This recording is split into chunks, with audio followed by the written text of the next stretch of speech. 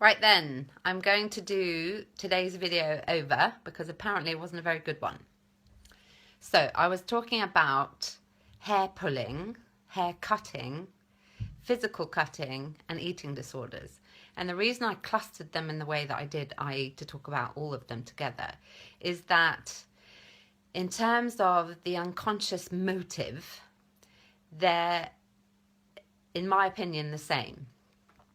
That being that when we cut our hair obsessively, pull our hair obsessively, in the same way that when we restrict food or overeat or physically cut, we, in my experience as a clinician, are blocking any further emotion that is too much to take.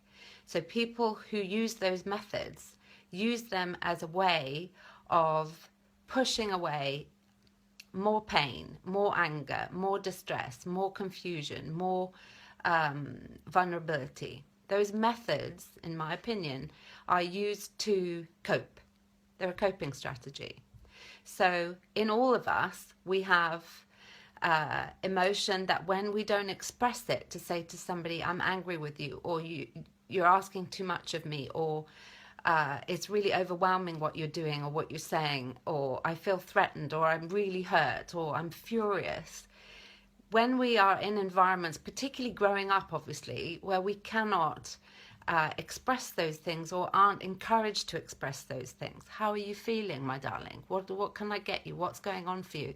A lot of people don't get that growing up for whatever reason. And usually it's not the intention of the caregiver or the parent to block us from saying and doing those things. Sometimes those people aren't emotionally educated either, because our culture says, again, as I've said, do anything, say anything, just don't talk about your feelings. So people find these fantastic methods to suppress feeling, because our experience is, if I tell you how I feel, you'll reject me, or I'll ask too much, and so on and so on. It's huge. People use alcohol, they use food, they use sex, they use spending, they use eating disorders and hair pulling and all kinds of things that from the outside look kind of weird behavior, but ultimately we all do it in some kind of way. You look around a room, somebody will be overeating, somebody will be using drugs, somebody will be suppressing feeling and depressed.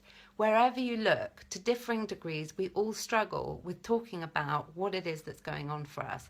And it's not that we're from this now culture where we have to talk to everybody and we, can't survive on our own. And what's your problem? Why don't you have friends? And so on. It's because naturally we don't know how to talk about something. It happened today. I said something to somebody. I got this kind of look. Nothing's wrong, nothing's wrong.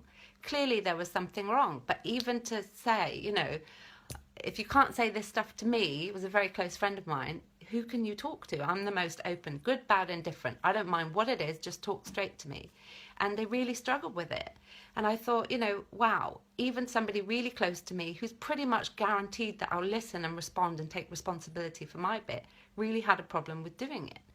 So when we don't talk and express and say, this isn't good enough for me, or I'm really stuck with this, or could you help me, or could I have a hug, or please could you listen to me? When we don't have that, we find methods of suppressing the emotion because it's so painful to be on our own.